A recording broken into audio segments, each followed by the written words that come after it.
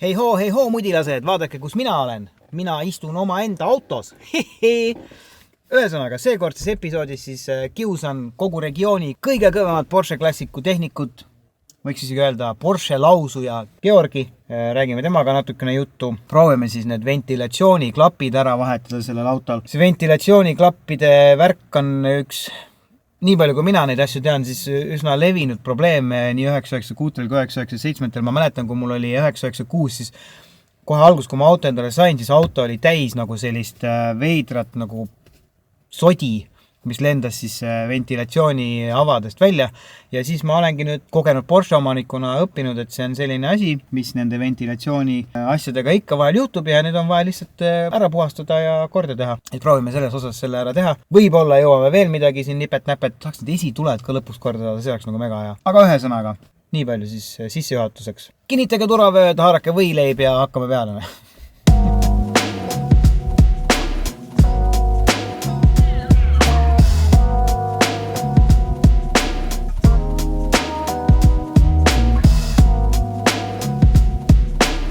Tere, Geo! Tere, Rainer! Sina oled Porsche klassikute lausuja, Whisperer.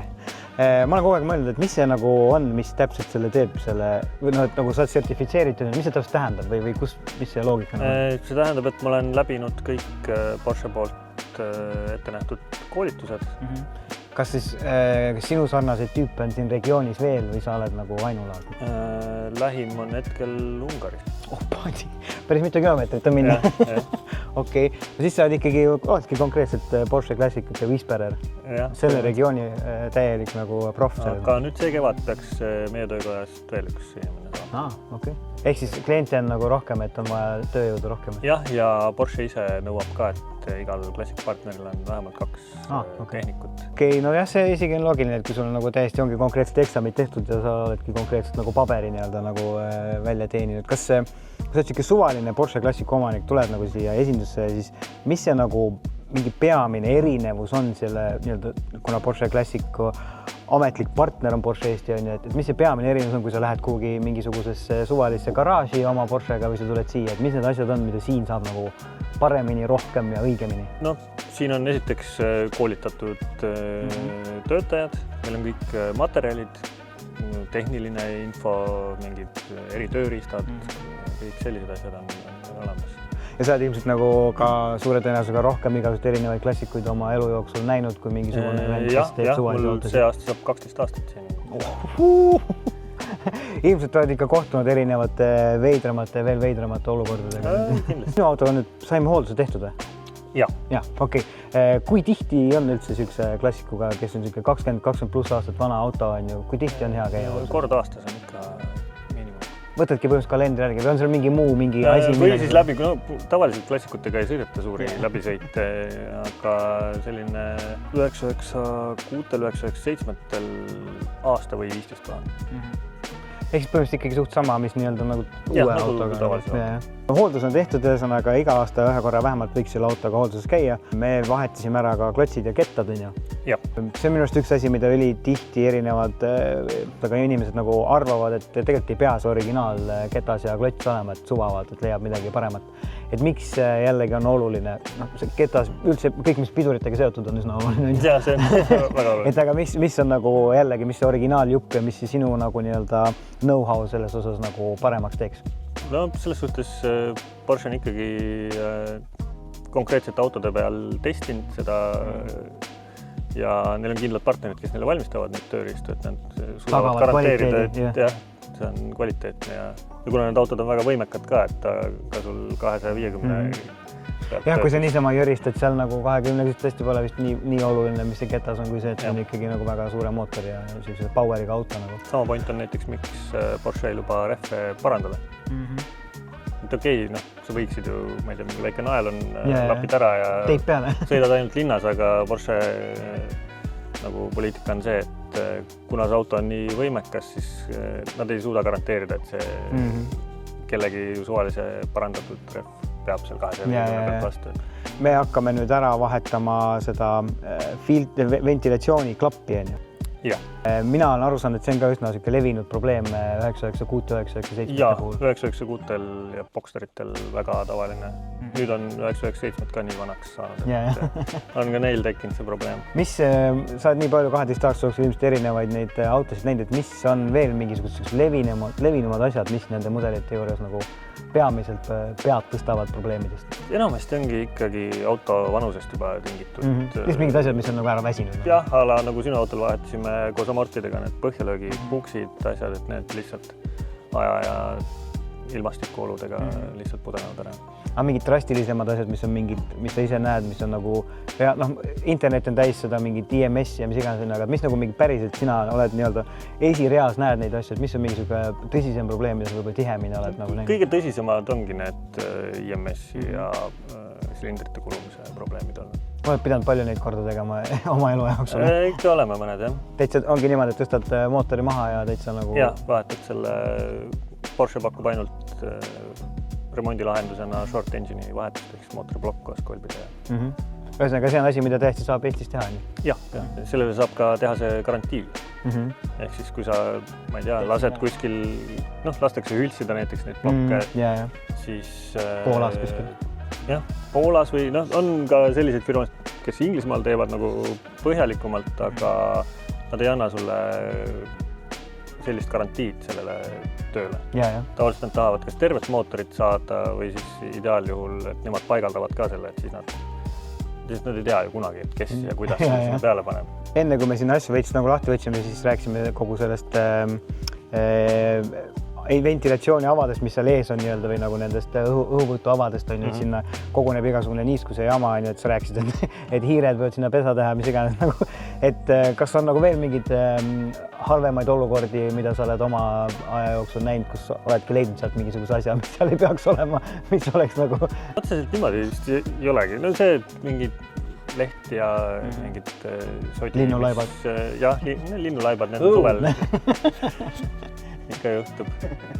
Aga põhiline on see, et näiteks kui seisavad kaua autod kuskil välitingimustes, siis kõik vee äravoolud ruumistuvad lehtedest ja muust prahist. Ja sel juhul võib see lõppeda mõne elektroonikaploki hävinemisega, sest vesi ei jookse ära sealt, kus ta peaks ja siis jõuab see näiteks siia istmete alla või kuskile majale. Ehk siis sõnum on, et sõitke oma autodega, mitte... Jah, ja hooldage, sest igas hoolduses puhastatakse need drenaažid ära. Okei, näed, et jälle üks oluline asi, miks hoolduses tehakse need asjad nagu ilusti vaadatakse üle. Tahtsin küsida täiesti puhtalt sinu isiklikku arvamust, et mina ise olen aru saanud, et praegu on hetkel tekkinud siuke püha kolmainsus on 996, 997, 991. Et kui nendest kolmest valida, milline sinu isiklik nagu siuke lemmik oleks? 996, 997 ma võtaks turboversioonid. Kas sellepärast, et IMS-i probleemide pärast või mingite muude põhjustel? Ka seda ja seal on nagu rohkem seda, kuna 996 ja 997.1 see mootor põhineb hästi paljus vanal selle lõhkijaotusega mootorit. Mulle kuidagi see sümpatiseerib rohkem. Ja nad on ka isegi tänapäeva mõistes ikkagi väga kiired autod. Aga kui nüüd ütleme see kolmik nagu välja, et ükskõik milline, et mis su enda mingi unistuste pill on? Näiteks 928 manuaalkastiga. Ühesõnaga see oleks sinu nagu mingi... Jaa, helesinise Pasha sisuga ja manuaalkäigukastiga. Okei, ühesõnaga manuaal oleks sinu nagu kindlasti... Jaa, sest 928 90% on automaadid. Okei, see on nagu siuke mingi... Ja need on kaks täiesti erinevat autot, on automaatkastiga ja manuaalkastiga. Ja ühesõnaga oled sõitnud ja tead, et... Jah. Okei. No mega. Hetkel on isegi üks 928 manuaalkast seal laua peal meil. Alustame järgmine nädal remonti. Saad oma unistuste auto kallal hakata. Põhimõtteliselt.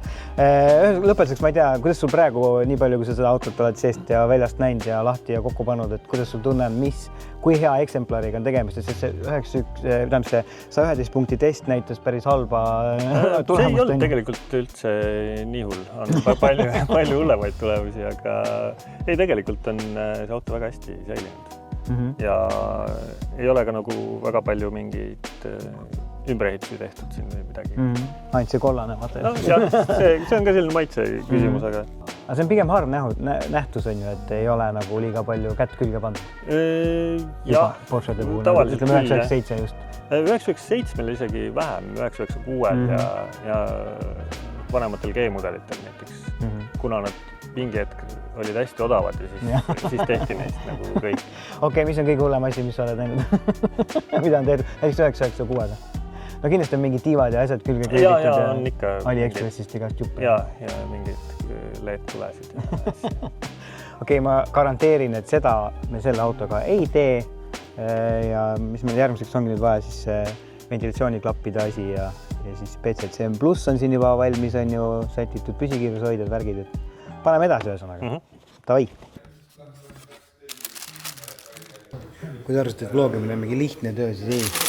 Söön hoo pealt pitsat, mis ei ole mulle hea ega kellelegi teisele, aga nii on, elu on selline.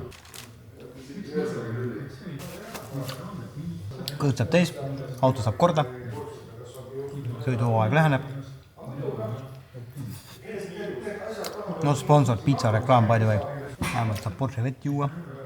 See on mingi niisama vesi, see on ikkagi Porsche vesi. Nii kaua oodatud ventilatsiooniklappide remont. Nägin siis lõpuks oma silmaga ära, kus see veider pehme sodi pärit on, mis mu auto salongi täidab, kui ma mõnel kuumal suvepäeval kliima vähe võimsama hooga tööle panen. Konkreetselt lihtsalt siuke materjal, mis aastatega siis läheb selliseks pudiks ja vajab värskendamist. Õnneks tuli see vana kraam selle klapi küljest üsna lihtsast ära, mõõtsime klapi suuruse ja lõikasime siis õiges suurusesse uue filtri sinna peale. Georg on seda nii palju teinud, et see käis tal suht lihasmälust, nagu mingi, ma ei tea, hammastepesu. Mingeid üllatusi või probleeme me tee peal ei näinud. Kleepisime selle ilusti sinna klapi külge ja oligi uue filtriga klapp. Ja läks sinna siis oma pesasse ilusti, enam-vähem sinna esiklaasi alla. Ja nüüd siis autosalongis puhub värske õhk läbi puhta ventilatsiooniklapi.